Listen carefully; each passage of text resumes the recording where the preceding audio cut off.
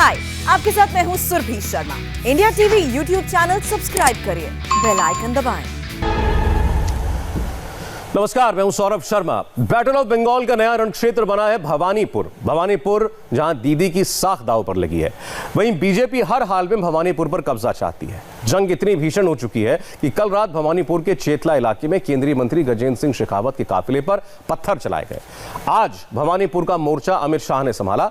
Amit Shah door to door campaign कर रहे हैं, घर घर जाकर पर्सनली लोगों से मिल रहे हैं, अपनी पार्टी के पैम्फलेट बांट रहे हैं।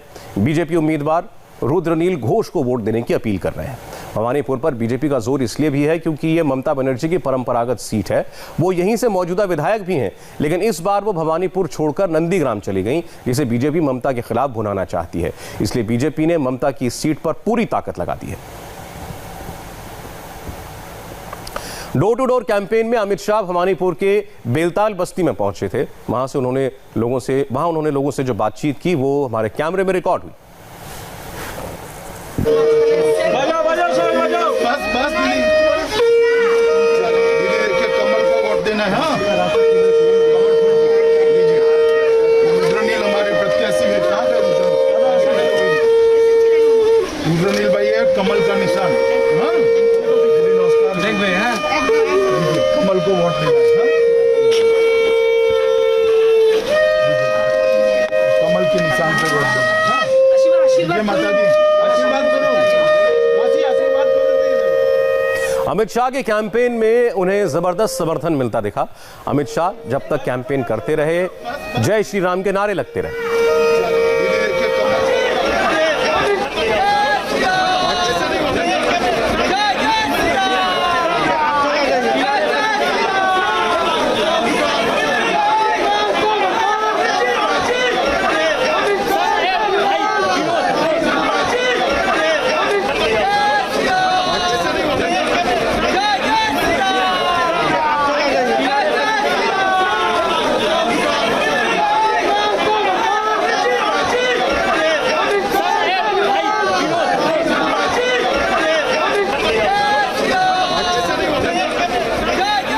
अमित शाह के डोर टू डोर कैंपेन के बीच हमारे संवाददाता मनीष भट्टाचार्य ने भवानीपुर के लोगों के सामने ममता बनर्जी का सुपरहिट डायलॉग खेला होबे और बीजेपी का नारा परिवर्तन होगा रखा। सुनिए लोगों का क्या जवाब था।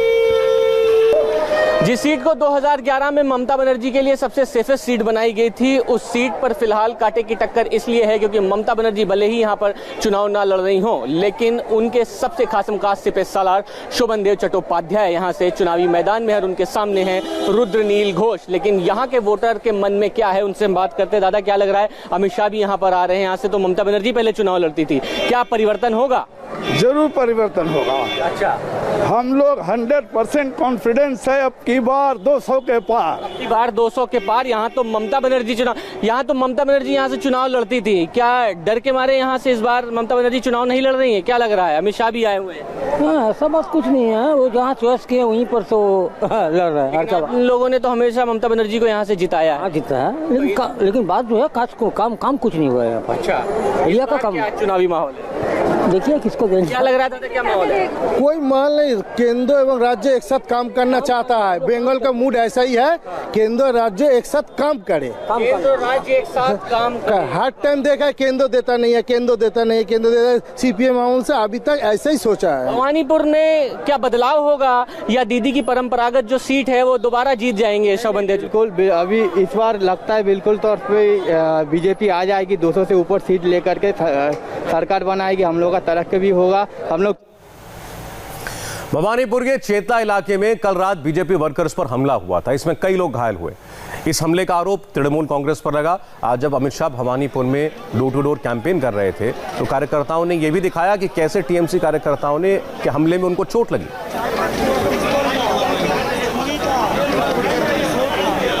टीएमसी समर्थकों के हमले में बीजेपी के कई वर्कर्स घायल हुए। हमारे संवाददाता मनीष भट्टाचार्य ने उनसे बात की तो उन्होंने हमले की पूरी कहानी बताई। बीजेपी कार्यकर्ताओं का आरोप है कि ममता सरकार के मंत्री फिरहाद बॉबी हकीम के घर के करीब टीएमसी वालों ने उन पर हमला किया। भवानीपुर में सबसे पहले अमित शाह आए तो यहाँ पे जिन लोगों से मुलाकात की, क्योंकि ये टीएमसी के झड़प में घायल हुए थे ये लोग, क्या नाम है आपका? शांतनु मल्लिक। शांतनु मल्लिक, आपके हाथ में चोट कैसे लगी? अमित शाह ने आपसे मुलाकात की, क्या बात की? वहाँ पे कुछ लोग टीएमसी का लड़का लोग जमात किया था, ठीक है, वहाँ पे ईटा का बारिश हो रहा था, वही से ही छोड़ा है। तो हाथ तोड़ दिया उन्होंने? हाँ। किस लिए तोड़ा? इसका घर में जाके तोड़फोड़ किया था, ठीक है, उसके लिए जमात हुआ था हम लोग वहाँ पे, और उसी समय टीएमसी का लड़का लोग आके हम लोग का हाथ में सब पत्थर दे के मारा है। कब की घटना है? कल रात को। अच्छा, तो आप लोगों ने एफआईआर दर्ज कराई? हाँ, कराई है। आपके घर में आए थे टीएमसी के लोग, क्यों आए थे? घर पे नहीं गया था, हमको भगाया था। क्यों? हमको भगाया था। हम लोग सुबह रुद्रनीला को पोचर किया था, रुद्रनीला को लगे पोचर किया था, तो क्या पता वो लोग क्या हुआ, मेरे पे गुस्सा था तो हमको देख के बोला भागना मत। हम दो लोग को देख के भाग गया। फिर भागने के बाद बहुत देर बाद हम जब आया तो हम लोग का पारा में जाके बहुत कुछ गाली गलौज दिया, टीएमसी का लड़का लोग दे के चला गया। फिर हम लोग का बीजेपी का सारे कार्यकर्ता आया, हम लोग जब थाने पे जा रहे थे, रुद्रनीला अर्चना जी सब था। जब हम लोग देशर खबर बॉबी हकीम का घर क्रॉस कर रहा था देशर खबर मोड़ पे, तो टीएमसी का लड़का लोग 250-300 लोग ईट, इतना बड़ा ईट बोतल लेके हम लोग के ऊपर फेंक रहा था। तब भाई का चोट लग गया, रुद्रनीला को चोट लग गया। हम लोग का 7-8 लोग घायल हुए हैं। उसमें हम लोग का जो बीजेपी का प्रार्थी रुद्रनील घोष वो भी घायल हुआ है। भवानीपुर में डोर टू डोर कैंपेन करने से पहले अमित शाह ने ममता सरकार पर बड़ा आरोप लगाया। अमित शाह ने कहा कि हमले में टीएमसी नेताओं का हाथ है। हमारे कार्यकर्ताओं पर लगातार हमला होना, हमारे प्रदेश अध्यक्ष दिलीप घोष पर विगत 2-3 दिनों में ही हमला हुआ। कल भवानीपुर में पुलिस स्टेशन के अंदर हमारे कार्यकर्ता बैठे थे, तब उन पर हमला हुआ। और कोरोना को लेकर दिल्ली से एक परेशान करने वाली खबर आई है, पूरी डिटेल बस एक ब्रेक के बाद। हाय, आई एम सुरभि शर्मा। खबरों से अपडेट रहने के लिए India TV YouTube channel subscribe करिए, साथ में बेल आइकन जरूर दबाएं।